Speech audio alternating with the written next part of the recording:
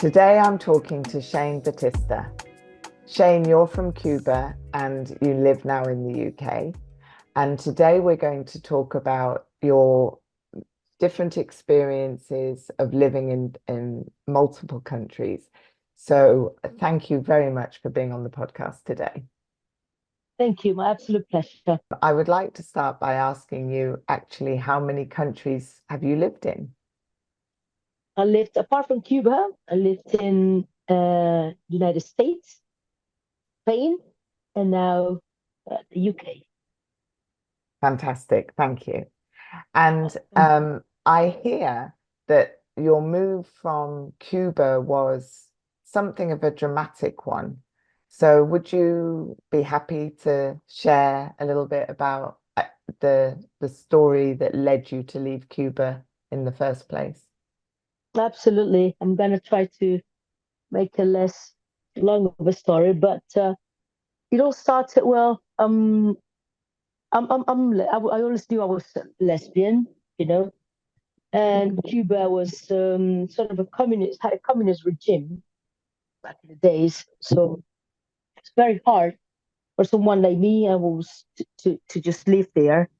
And I grew up quite, against all odds, thinking that why, I thought I was in the wrong country the whole time because I faced a lot of um, discrimination, you can say, And also, as I grew up and I turned a teenager, I was born in the heart of Old Town Havana, so surrounded by tourists.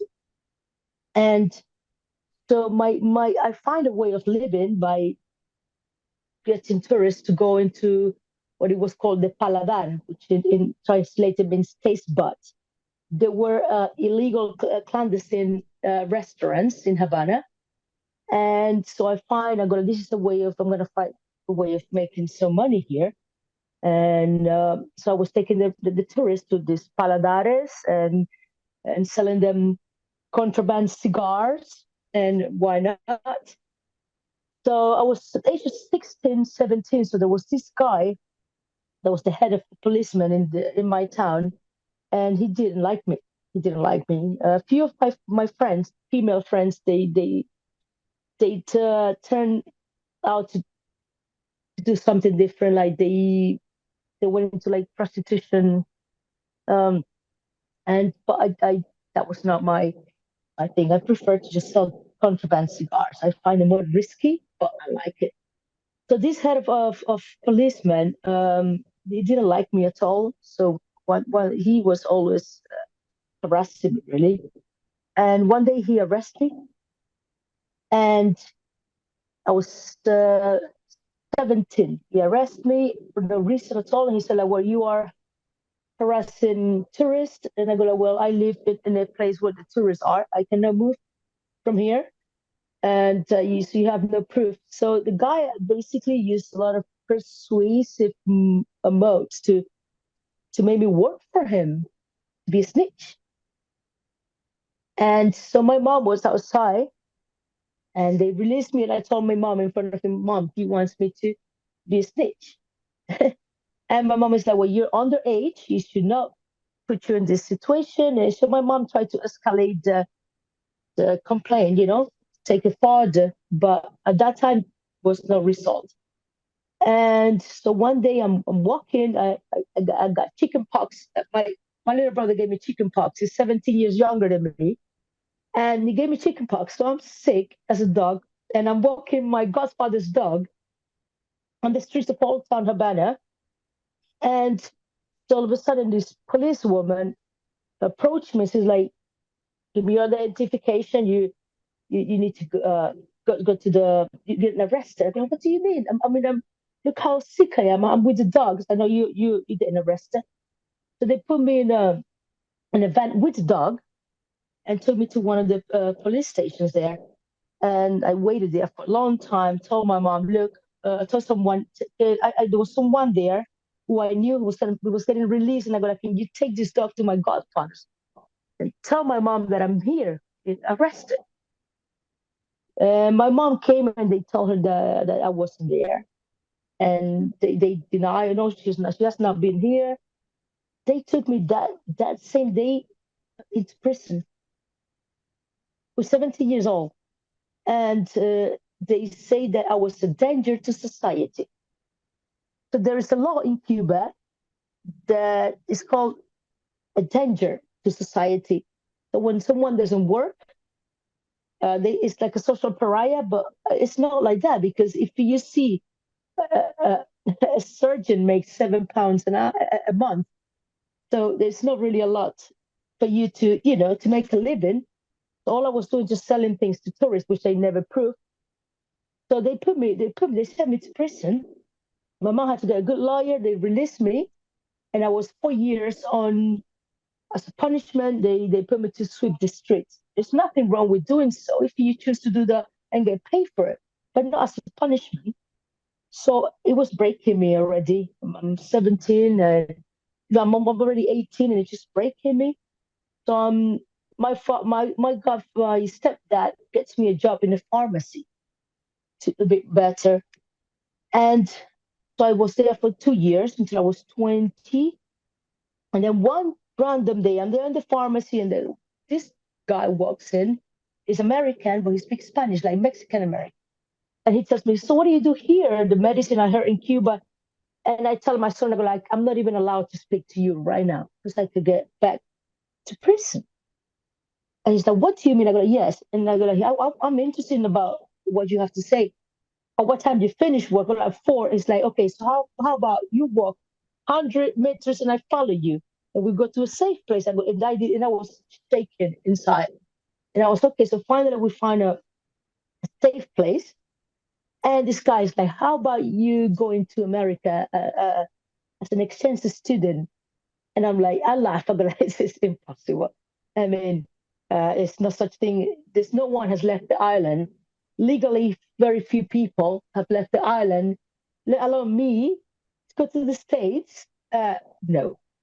You guys, okay, give me all your information or your details. I'm like, okay, that was in November, and I just turned 21. And in February, I was in Los Angeles. He gave me an invitation. My passport was number 6020 in 2020. That was the amount of legal people, Cubans, that left the island, and there were already millions there. So I went as an exchange student to LAC, and it was a program in Cal State LA University called ACLP, American Culture Language Program, and I was there uh, for a year, and then I wanted to stay because I liked the sort of freedom that I got there. I I had a What? bicycle. I had 2 jobs. No, I just wanted to clarify what prompted, do you think, looking back, this gentleman to help you? My story, I guess, he felt like it, and he felt. I mean, we talked about everything, and he was like, maybe you shouldn't be here. You shouldn't be going to this. And I was scared. I was scared. I mean, I don't know this person, although he everything seemed legit. But then again, I'm a 21-year-old girl who's never left Cuba, didn't know the language. I left with a backpack and $20 in my pocket. I was scared because everything came to mind. What is this like? Was anything could happen to me? Mm, But I was so I felt I felt brave. I was like, mm, It's either this or the rest of my life doing this and getting someone like that guy, doing a lot of injustice and not being able to free myself and to mm, be myself. mm. So I took the risk. And And how many years ago was it? so record is almost 20, it was since 2001. So 24 years, going on 25, I think, Mm, lost count. mm. A long But time. it's been longer than I've been out of Cuba than the time I lived there. I left there when I was just turned 21, and I'm going to be 46 now. Mm. I And know. you mentioned this policeman and the 4 years, and the 4 years that you were meant to be sweeping the streets. So when you were 21, and you left, had you fulfilled this 4 year time, or was it inside the 4 years, or did it not matter? Throughout the process, I met very good people who helped me and guide me through the right direction. And I had two jobs, and I was going to school. So I remember sleeping 4 hours a day and cycling. Cycling in LA is not really like cycling in Cambridge. The distance are, you know, but I managed to save the money to get a lawyer, a very good attorney, by the way, and she gave me my green card after a year. So I surprised my mom going back for Mother's Day. And what is wonderful from what you're saying is that you can freely go in and out of Cuba now. So Yes, you do return. exactly, exactly. Yes, Yeah. And so what would you like to talk about next? Because you've lived in Spain, you've lived in the UK, you've I spent lived in time in Spain. Yes. LA. Which country would you like to talk about? Uh, I'll let you choose. I'll let you Okay. pick. Okay. Well, let's stay with LA because how long did you stay in America, and what I are some of stayed the highs and lows of living in America? until like 13 years. Mm. A lot of highs and a lot of lows as well. A lot. That country taught me a lot. It, it, it built me. It built me up. It made me maybe the person who I am now. Part strength in the United States made me a strong person. I mean, being there, a woman, such a young age, not having any family, any support whatsoever. I I went to a really bad. I had very good times, and I went to the really bad path as well. I've never told this to anyone. So my mom knows about this. I started working after I got my green card and so on, and unfortunately I went I met the wrong crowd, I could say, and I I I got into a drug addiction, a really bad one. Uh, to the extent that I was 8 years, 8 years, without seeing my mom and without any sort of touch connection. I ended up on Skid Road. Have you ever heard of that place? No. Skid Road is like the worst place in Los Angeles. Is where all the junkies and the. I spent there 2 nights. 2 nights. That's when I touch hard button and I go like, wait a minute, what am I now? You know, where am I? I consider myself not a smart girl, but a better person than that. And not without judging those who are there and decide to be there. But once I was there and I saw myself those 2 nights, uh, rough sleeping, I was like, whoa, I need to get up and shake it off. So I moved out of there, and I struggled a bit, and then I pulled some strings that I had lost, and they managed to help me. They believe in me, and they go like, yes, come here, I give you a place to stay, and then you start. And that's how I did. And it took me a while to kick off the addiction without any professional support. Because as you know, in America, insurance is a big thing, and people with addictions are not considered that they don't care. Really. They just don't care. So I moved to the desert in Henderson in Las Vegas. Uh, with two canaries, two little birds,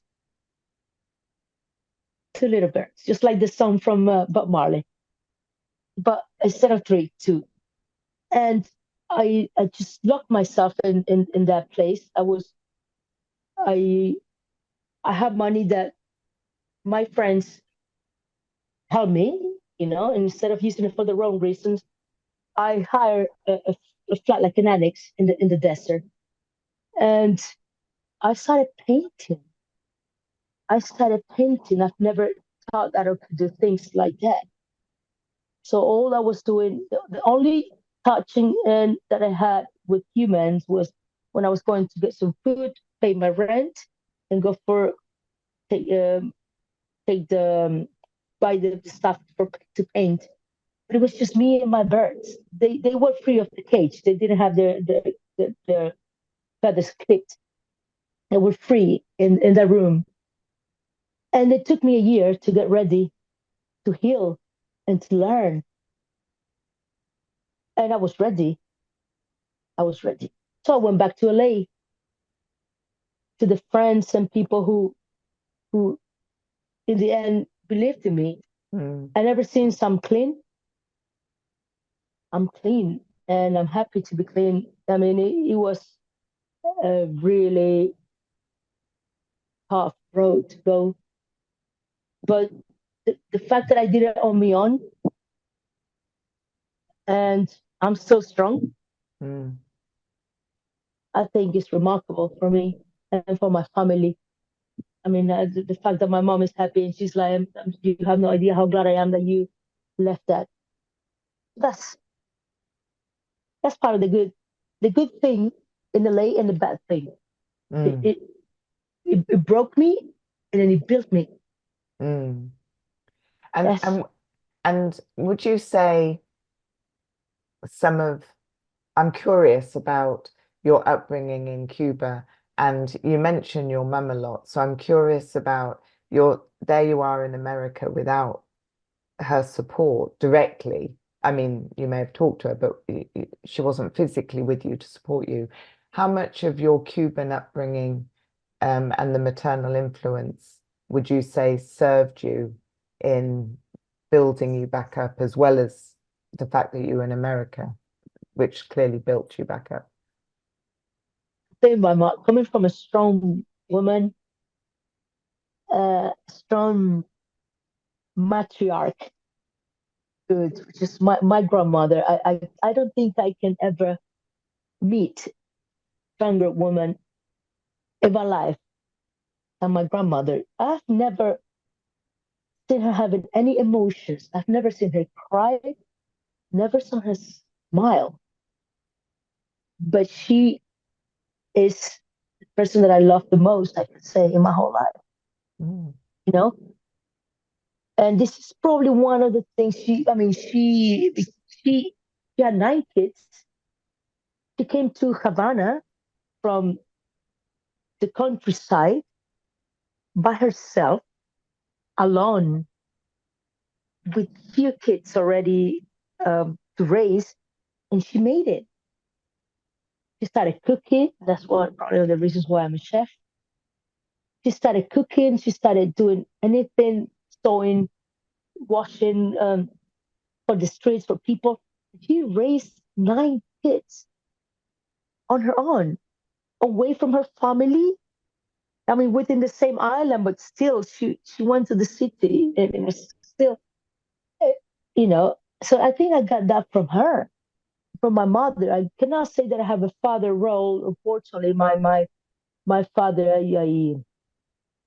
very dysfunctional, was an alcoholic, abusive man. And until I stopped that, when I was 8 years old, I have to tell my mom, it's either him or me. Imagine a 8-year-old kid saying this. Imagine. So I did. And he managed to die last year on the same day of my birthday. And Yes. had you not seen him since you were 8? No, he actually lived 4 blocks away from me. And the only few times I saw him after I got back, when I was going back to visit my mom, I saw him either drunk or either to ask me for money. So it wasn't really a nice Mm. father daughter encounter. No. But yeah, if I ever had any reason to forget him, not to forgive him because I've forgiven him ages ago, but to forget him, it's my birthday. My mom was very upset when that happened, by the way. She cursed, she swore, how the heck would he wait another day? I go, well, mom, when you die, you die. I know it's my birthday, but hey, I cannot tell the guy, hey, can you do it the day later or the day before? It happened. It Mm, happened. So I will remember that mm, every birthday. Bloody yeah, hell. yeah. Anyway, so yes, that's one of the reasons what gave me a sort of an impulse to go out there in the world without fear. Mm, Just the role of my grandmother, my mother. mm. Yes, And you sound blessed with the people you've met along the way in I this, am. from Cuba and then during your time in America, who've kind of rallied around you. What would you say about any of those people who've influenced or supported you? Wow. One of them is the mother of my ex-girlfriend. Her name is Luz. Luz in Spanish, in English means light, like the light. And she helped me a lot. She, I mean, even though I broke up with her daughter for obvious reasons, I was lost. She was always very supportive, always Mm, very caring.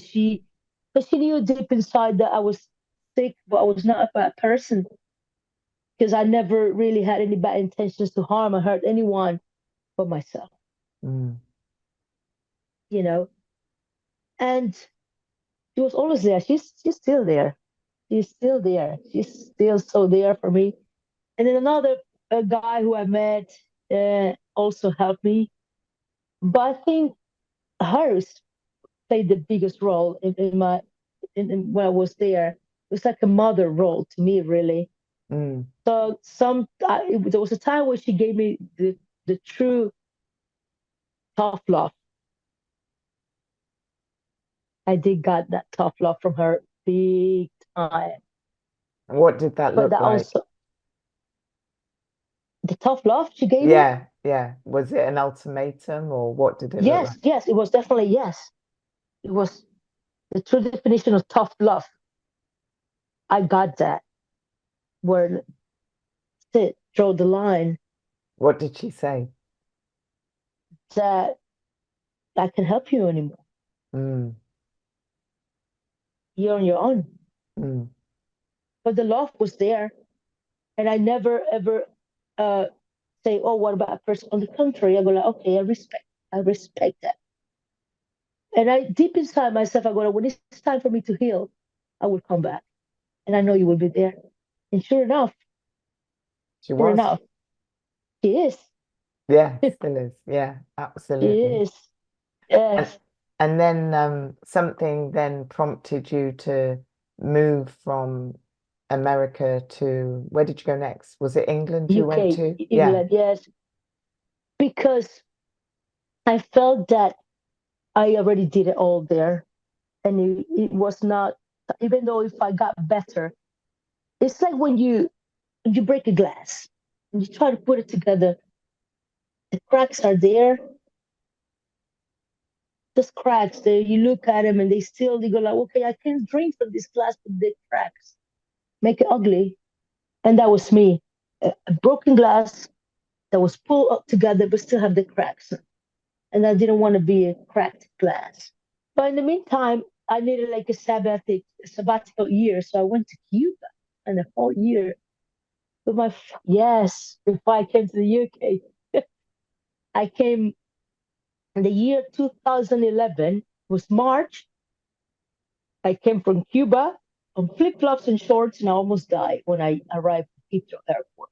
I was like, what is this? Because it was so cold. What is this? I'm in March, and it was scorching. So I'm thinking, nah, oh, come on, it's not all up. They cannot be telling that it's the bad weather. They're just probably making that up. So flip-flops, short sleeves, The minute I walk out the plane, I look at the sky, like, yeah, I cannot be that bad. It's just the sky. Come on, it's the sky. The sky's a bad day. It's just a bad day. But when I really walk out the airport, oh my God, I was like, what is this? And that was the worst year ever for the summer. I could not see the sun that whole year, 2011. Yes, wow. But once I got here, it was another shock. Uh, it's funny because about 2 weeks later, 2 weeks after I arrived, they invited me to see a Shakespeare play. So here I am sitting and I see everyone's laughing and coming. I go like, what language is that? Are they speaking English or am I the one that just? So I got up and left. I felt embarrassed, and ever since, I was like, it took. I have to learn English again. My American English was nothing. I have to relearn, reset myself again. So it was a bit of a shocking culture for me, the language. That said, So, the we as British people also don't necessarily find it really easy to follow Shakespeare. So oh, there is thank that you. as So well. it's just not me being ignorant, right? Thank you. I Yeah, am so glad. Yes. yeah. After that, I went and see a play after that, and I got And you about got it. 70% of it. 70%. Okay, good. That's a big improvement. Mm. And how long did you stay in the UK for? It's Before I moved to obviously Spain, you moved to, yeah, I was going to say. I moved to Spain. I met a girl here in 2012, Spanish girl from Granada, southern Spain, Andalusia, beautiful, magic. And then we stayed here for a few years. Then we decided to go and travel South America, backpacking for like 4 months. Visited like 7 different countries. And that was just before COVID. It was 2019, October, when we got back. And right after that, COVID happened. And no, my bad. So one of her cousins was getting married. And we go, okay, so we slept on the airport. We slept on the airport, and because we left our flat, we left everything. We just had our backpack. We left on the airport, took a flight to Granada, and then COVID. COVID happened, and I go like, COVID here or COVID there? No, COVID here. So I stayed in In Spain. Granada. Mm. Absolutely sunny, and I spent 2 years in Granada.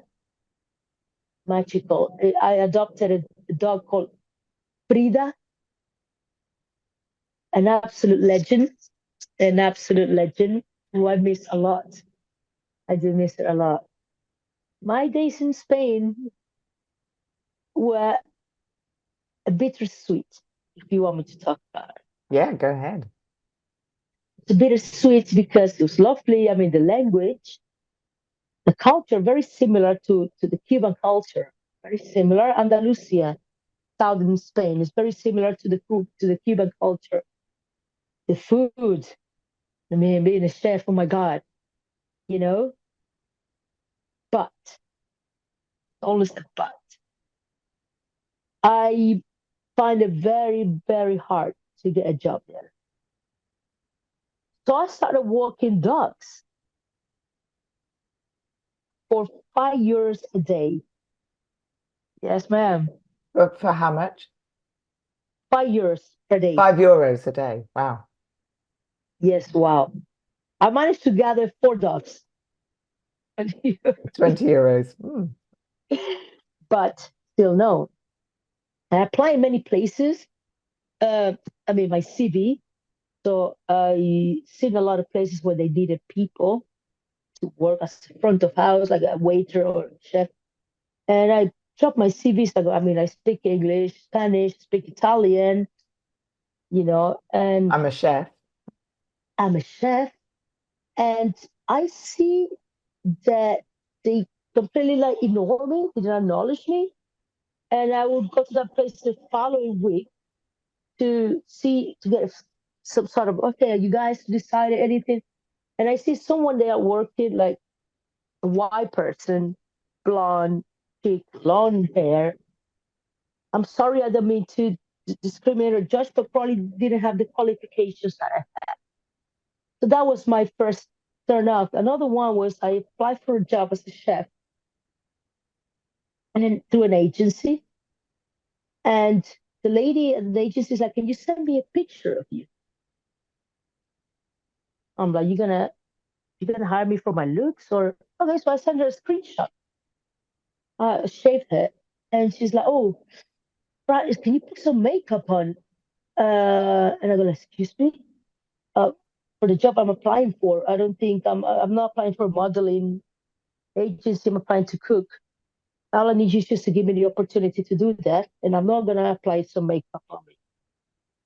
She gave me a shift, and they fell in love with me. So then she was calling me constantly every week because they liked what I was doing. I'm here for what I the value of myself is not the looks, but what I can, you know, do as an individual. And but then again, it was very unstable because throughout COVID, it was after COVID, it was very unstable, the job. And I wanted to bring my mom to Spain to visit. My mom always wanted to visit Spain, but it didn't happen. So I have to come back here and get a job that paid my bills. And during that time, my ex-girlfriend decides to break up with me after 8 years with message on WhatsApp. Yes. So that's how I got back in the UK again after Spain. But Mm, that's the bittersweet that I faced there. I faced quite a lot of racism, mm, a mm. lot, a lot. But it sounds like that same resilience you had when you were 8, and you said to your mum, it's me or my Him or dad. me? Yeah.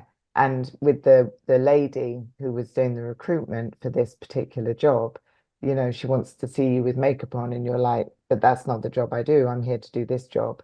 And then she took that on board, and Yes, and then liked what you delivered, and then wanted you to work for her. So there seems to be something about you where when you stand your ground or you assert what matters to you, it seems to make a difference regardless of what culture you're in. a Would you say hundred that's percent. true? Have you got any more stories like that where you had to be that person? Well, probably yes, but like I say, yes. When I stand my ground, I think it takes a while because I try to let it go. But when it's something that is going to cause a negative impact on me, on my mental health, or just myself as a woman, then it's when I put my foot down and go like, no, this is not gonna. I'm not gonna let you do this. You can take it, you can leave it, but this is me. This is the real me now. You know, and Mm, that's yes, mm. that's it, really.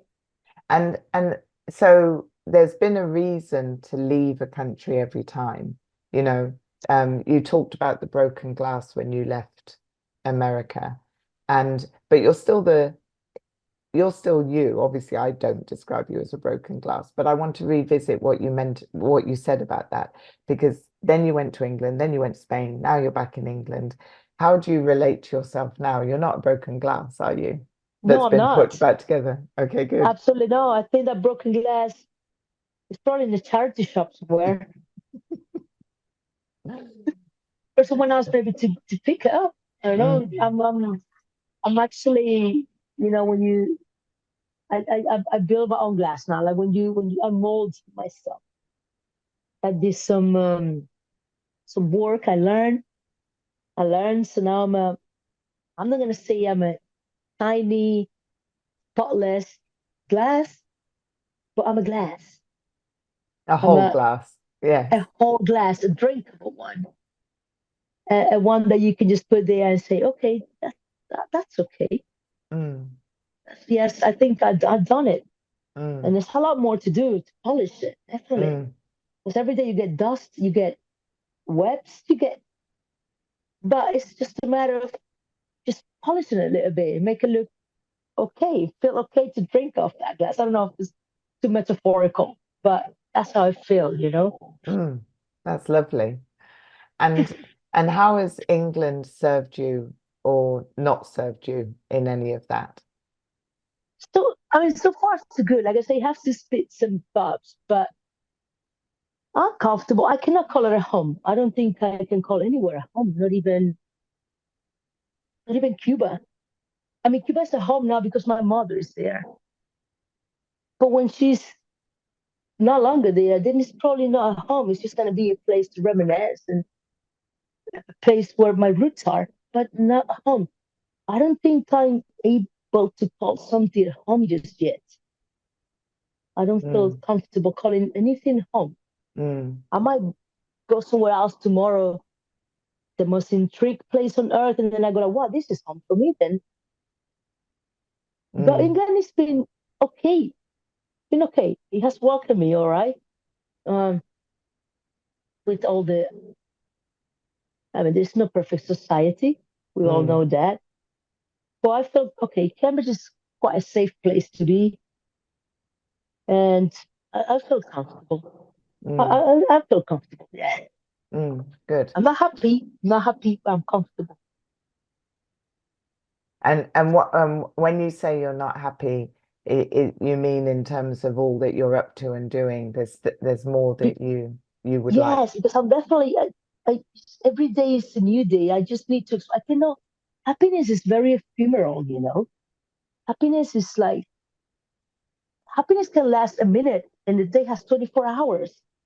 So I cannot put context. Say I am happy because there are gonna be things and days that I'm not.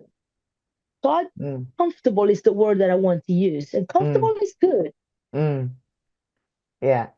And most emotions, well, all emotions are fleeting. They come and go, um, and Exactly. and they return, you know. So, 100%. so we can be happy and then not happy, but we will be happy again. Oh, Um, totally. Yes. But mm, for now, comfortable is okay. yes, yes, exactly. And it's good Right. that England is making that happen. And when you look at all of your experience of moving these different countries, I want to explore the piece about home, because um, it's interesting that you don't have the experience of feeling at home, but you do have the experience of being in different countries and making it for yourself. Nothing has ever defeated you in your experience of moving in different countries. Um, Yes. so do you think the need to feel at home is important to you? Will you be, like you said, you could go to another country and feel that, but does it occur as important to you or No, not at all. mm, Not at all. Not at all. Not at all. Because, um, like I say, home is what you bring. I mean, it's just home can be being in a mountain. You can call that home because it's your comfort, how you feel. To home, it doesn't mean to have your knickknacks and all your memoirs. To me, that's not home. Those are material things, and material things don't make a home. Make a mm, house, but not a home. And mm, so I don't think I would. I feel like I'm in my house now. I'm paying rent, so it's my house now. It's not my home. So I don't know when I will be able to call a place my home. mm, It's very ambiguous. For that, I just cannot really tell you when or how. mm, It's like a call. When it feels like it, then I'm gonna feel it and say, "Wow, this is home to me." mm. And it might not be even in a house, Yeah, it might not. if that Yeah, makes sense. yeah, yeah, exactly. And certainly it sounds like there are times in your life when you felt well, I'm putting words in your mouth here, so let me backtrack. I was going to say it sounds like there are times when you feel at home with certain people, the people who've made a difference to you. But what I actually would like to ask you is, in each of the human beings are intrinsic to everything that we're doing, so we can move countries and or not move countries, and the people around us have a big influence, you know. Oh yes, So, and you've met people who've really I've met you've people had your who heart are home broken. actually. I've met people who are home. Right. If Okay, that good. makes sense. Yes, it does. Yeah. I met people who, like I say, in 50 minutes made me feel like I'm home, but Mm, the day has 24 hours, like I say. But I definitely have people in my life that I can call that make me feel that I'm home. mm, I don't know if it makes a lot of sense to you what I'm saying, but it makes sense to me yes. Oh that no, some people make me, it does make yes, sense. Like your yes, grandma and like the mother of your ex-girlfriend in definitely. LA. Mm, Being with my mom makes me mm, feel like I'm home. Even though I cannot stay a long time in her house, when I'm with her, I'm home. mm. And then when with Yeah. my best friend, I'm home. And then when I saw Tunji after 25 years, I felt like I was home. Those Mm, moments, if you know what I mean. mm, That brings me the I don't know, sense of being feeling home. mm, It's who you're with, or where are you, spiritually speaking, mm. right? A- And you mentioned Tunji, who's my husband, and It's you first met him in Cuba yes, many, many years ago when you were living there. many And years ago. do you think, you know, you met him and you've stayed in touch ever since, or on and off ever since? Um, Nope, no, no. that's not the case. Oh, okay. So he went to Cuba with his camera, and then I was again trying to take him to a restaurant or selling cigars to him. He was not up for that. He was a student. So I go, okay, I can teach you around then, walk you around the city. So he had a pocket dictionary. And he's like, okay, so this is how we're gonna communicate. So I took him to my house, and my stepfather is Babalawo, which is in the Yoruba religion in Nigeria. It's like because Cuba has very, very strong um, roots from the Africans. Probably one of the few countries that have been colonized that have kept the roots. Brazil is one of them, and Cuba is the other one. So I showed Tunji the all the deities, from the Yoruba, but he's I think he's a Christian or something. But for him he was shocked because everything was like sacrifice animals and stuff. He was like, wait a minute, this is not. And so he left. He left me this dictionary and he wrote his name, Tunji Akin Sehingwa. I never forget that from this dictionary. So I learned a few words in English, and then time went by. I was 15 years old. Now I'm 45. So when I was when I was 30, so when I moved to UK in 2011, I came to my wait a minute, this guy lives in London. Tunji. Tunji lives in London. So Facebook was there, and I look and the guy was the same face. I go, like, that's him. And I was like, hey, you remember me? Shane from Cuba, I'm here now. And he's like, no way.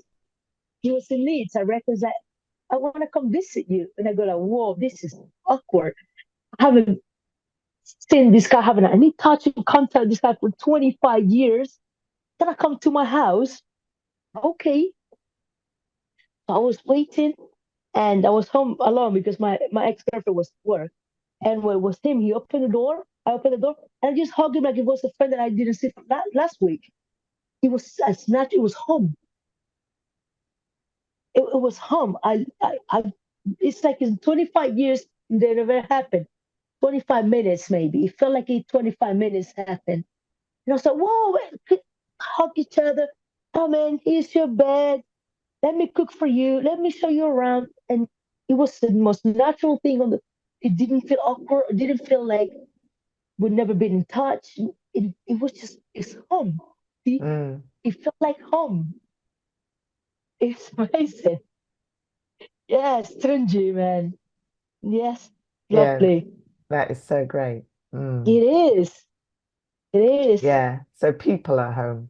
I mean, I really resonate with that because, I always relate to where Tunji and I are is where I'm not really, it's not really the country that will define me experiencing feeling at home. It is literally my relationship with Tunji that has me experience being at home. So yeah, I That's really it. get, and I love the fact that you have so many homes, so I many do. people. I do have so many homes.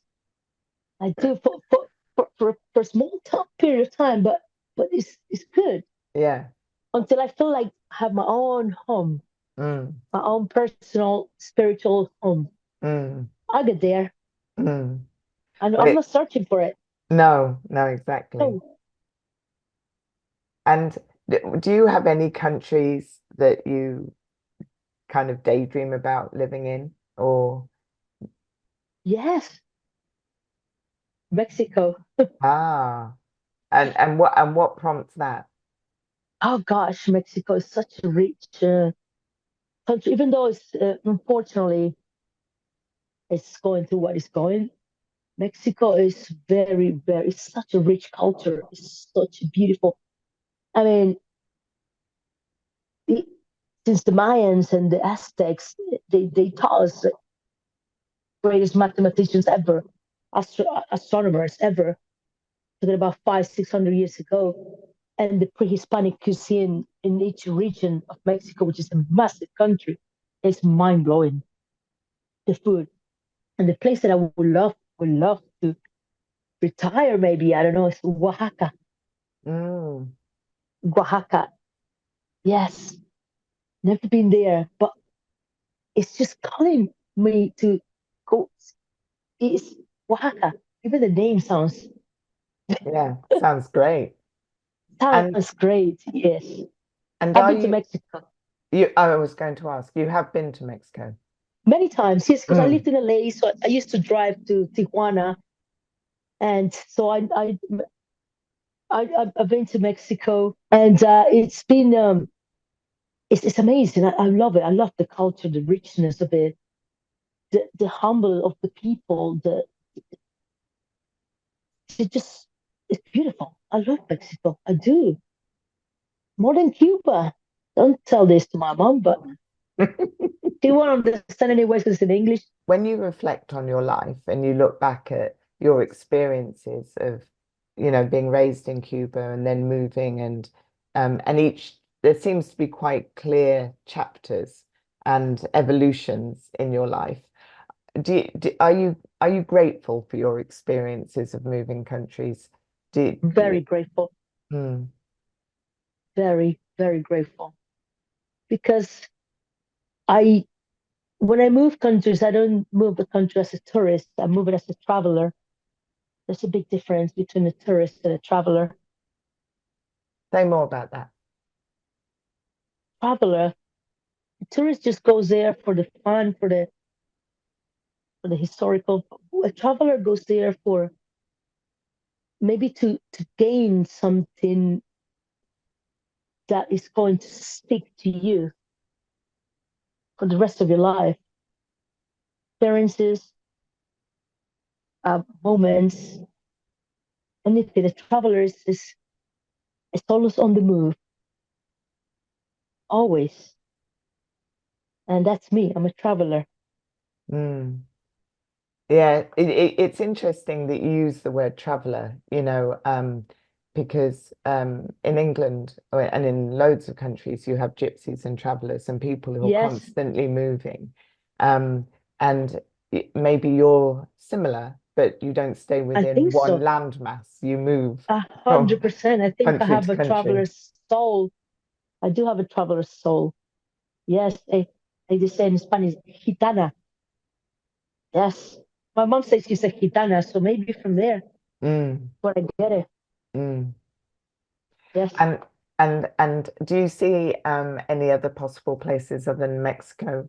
I mean, Mexico sounds like that might end up being, you said retirement, so that might be maybe the place you end up settling if you end up settling anywhere.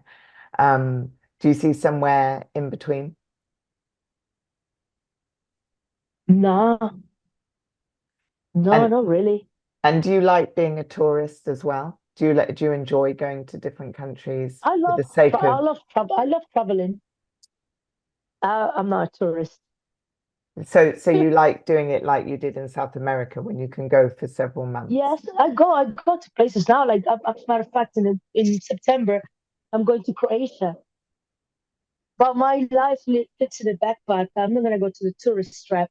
I'm just gonna go to the maybe a dive bar in Croatia or a place where someone has a story to tell. And do you always find you meet locals? Always, 100%, because that's what I'm going for. Mm. And when you And set your mind to something, it happens. and do you go on your own?